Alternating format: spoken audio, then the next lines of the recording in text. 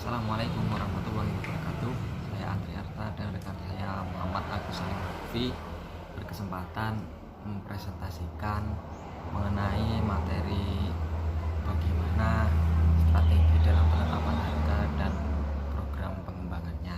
Nah, kali ini kami berlandaskan pada buku yang telah dikarya oleh Bapak Philip Kotler ya. Jadi buku ini berjudul mengenai marketing atau pemasaran. Nah, pada dasarnya penetapan harga ini sebenarnya terbentuk antara penjual dan pembeli yang sedang bertransaksi di pasar. Nah, harga sendiri merupakan nilai yang harus dikeluarkan oleh pembeli atau pelanggan untuk menebus suatu barang atau jasa. Nah, pada masa modern ini sangat dipermudah sekali untuk mencari referensi harga-harga pada internet. Semisal ingin membeli suatu barang, contoh sepeda motor. Nah, sepeda motor ini dari pabrik itu harganya berapa sih OTR-nya? Nah, kita dapat mencarinya di internet. Oh, sepeda motor contohnya Vario sekarang pasarannya adalah 22 untuk harga yang baru. Lalu untuk yang ABS kisaran 25, contohnya seperti itu. Nah, perusahaan itu tidak semena-mena dalam memberikan harga. Nah, ada beberapa langkah dalam menetapkan harga yang ditulis oleh Pak Philip Kotler ini. Yang pertama yaitu memilih tujuan penetapan harga ya. Nah, tujuan penetapan harga mungkin perusahaan ingin bertahan. Nah, bertahan sendiri ini disebabkan oleh banyak faktor. Mungkin dari keinginan konsumen yang silih berganti, lalu dari banyaknya pesaing dan persaingannya yang sangat ketat, atau mungkin kelebihan barang ataupun kelebihan kebanyakan produksi, jadi mereka inginnya bertahan saja. Lalu memilih tujuan penetapan harga yang kedua yaitu memaksimalkan laba. Semua perusahaan pasti ingin memaksimalkan laba. Nah, yang ketiga yaitu memaksimalkan pangsa pasar. Mungkin mereka ingin pasar yang menengah ke atas atau menengah ke bawah. Dengan begitu mereka harus memaksimalkan pangsa pasar. Lalu yang keempat yaitu kepemimpinan kualitas produk. Nah, jadi semua perusahaan pasti menginginkan produk mereka itu menjadi produk yang unggulan daripada produk perusahaan yang lain. Jadi seperti itu tujuannya. Yang kedua ini yaitu menentukan permintaan, baik melalui survei, eksperimen, analisis statistik. Di situ reaksi pelanggan itu seperti apa. Nah, kurva permintaannya itu seperti apa, elastisitas harganya itu seperti apa, sensitivitas harganya itu seperti apa. Lalu langkah yang ketiga yaitu memperkirakan biaya. Nah, biaya sendiri terbagi menjadi 4 ya. Ada biaya tetap, biaya variabel, ada biaya total, dan biaya rata-rata.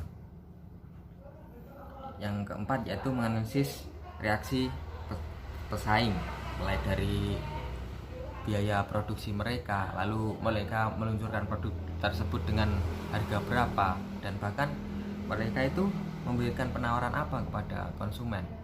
Dengan harga tersebut mereka memberikan kualitas apa, mutu barang mereka seperti apa.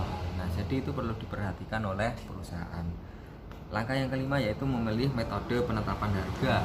Nah, metode penetapan harga ini ada dua ya. Yang pertama ada markup sendiri, yaitu harga beli dijumlah dengan persentase keuntungan. Nah, keuntungan berapa yang ingin diambil, entah 20%, 30%, ataupun 40%, terserah ya. Misalkan pasarnya mampu menerima dan mampu menjual ya, artinya seperti itu. Lalu penetapan harga berdasarkan nilai. Yang pertama itu dijual dengan harga murah, harga tinggi, ataupun dengan going rate. Going rate itu mendasarkan pada harga penentuan perusahaan pesaing. Jadi atau bahkan lebih tinggi dari pesaing, atau bahkan setara dengan pesaing, atau bahkan lebih rendah dengan pesaing. Jadi terserah ya mengenai metode penetapan harga. Yang keenam yaitu memilih harga akhir. Nah, ini perlu memperhatikan keuntungan dan resiko ya. Jadi jangan sampai kita membelikan harga yang murah namun kita kalah dalam produksi. Kalau kalah ini kita kan yang rugi.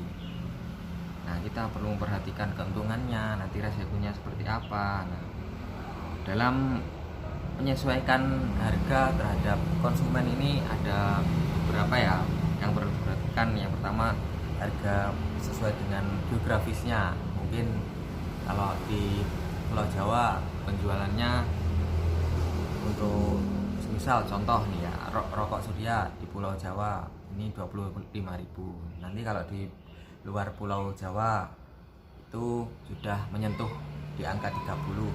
Nah, itu disebabkan karena akses untuk ke sana itu diperlukan biaya juga. Jadi pemberian harga itu mungkin tidak sama antara di Pulau Jawa dan di luar Pulau Jawa. Nah, lalu yang kedua yaitu diskon.